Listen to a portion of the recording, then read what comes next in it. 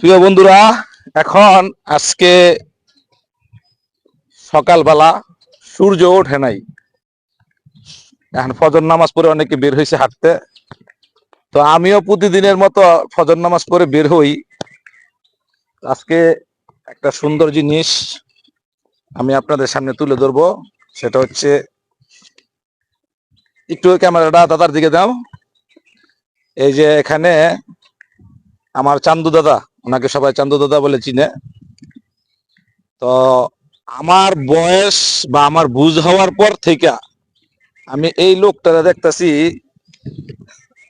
উনি তার জীবন যৌবন সবকিছু এই খেলার পিছনে, এই ফুটবলের পিছনে।